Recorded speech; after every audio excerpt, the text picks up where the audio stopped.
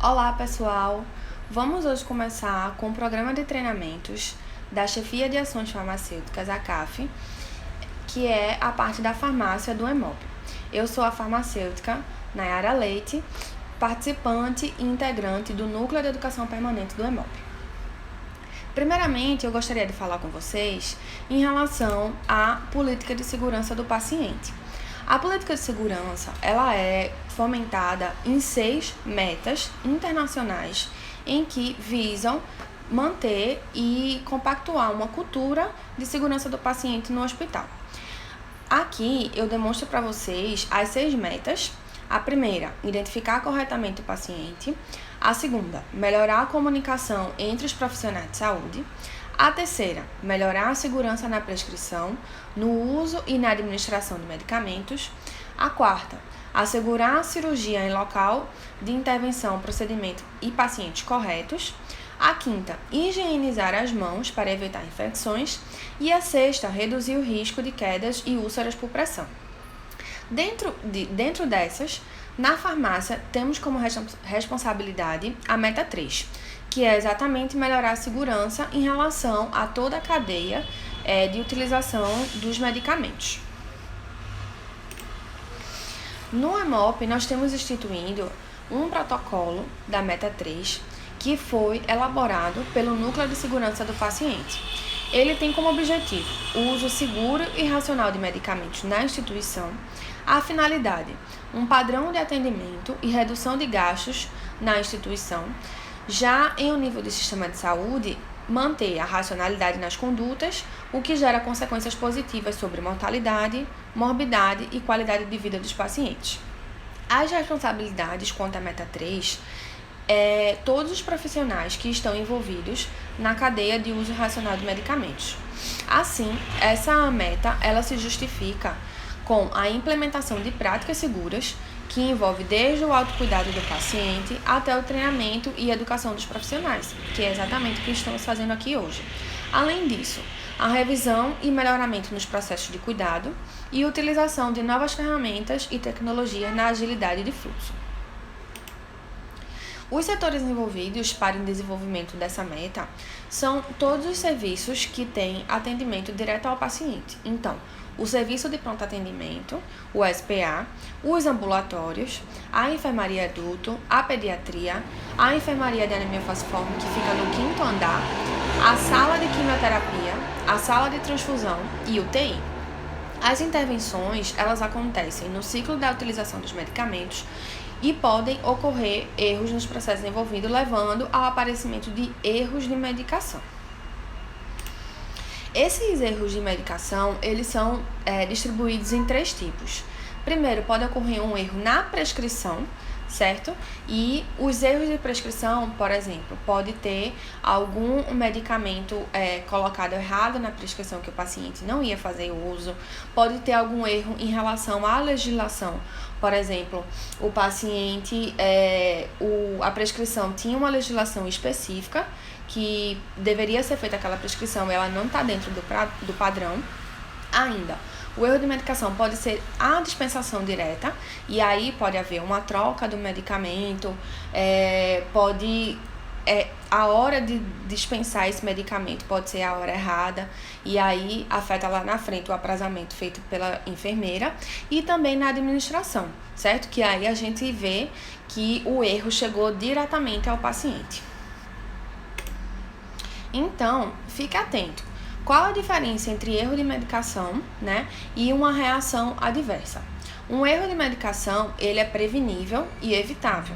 Como a gente viu, o medicamento passa por essas 3 etapas até chegar ao paciente. Então, quando a gente previne um erro de medicação, a gente tem uma prescrição segura, tem uma dispensação segura ou uma administração que segue alguns protocolos, a gente consegue prevenir e evitar esse erro de medicação. Já uma reação adversa, ela é prevenível porque normalmente a gente conhece as reações adversas ao medicamento, mas ela é inevitável, ela é inerente àquele medicamento. Então, por exemplo, a gente tem um medicamento como um antialérgico.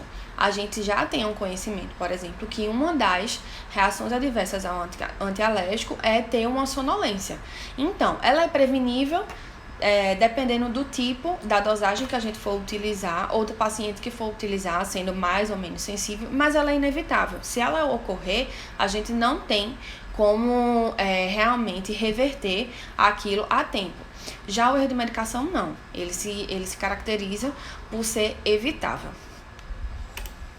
Assim, na prática, os 10 erros de medicamentos mais comuns, eu trago aqui para vocês, é uma lista que foi liberada há pouco tempo pelo Instituto Brasileiro de Segurança do Paciente, e ela traz os 10 principais erros mais comuns relacionados à medicação.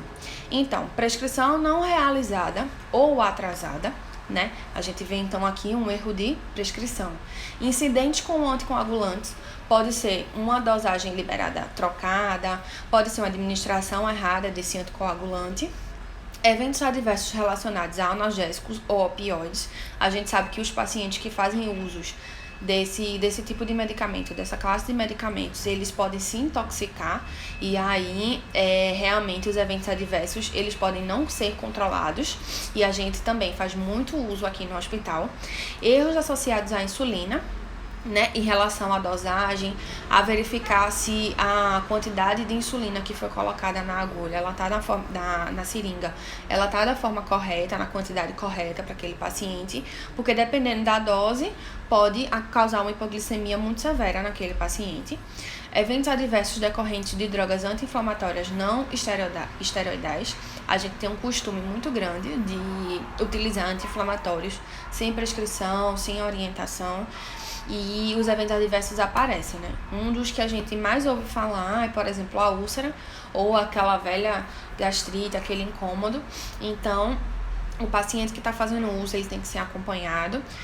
Incidentes com drogas que exigem monitoramento por exame de sangue. Tem alguns medicamentos que eles têm uma janela terapêutica muito pequena, então qualquer variação na dosagem pode ser uma dose tóxica, e aí é importante que seja monitorado.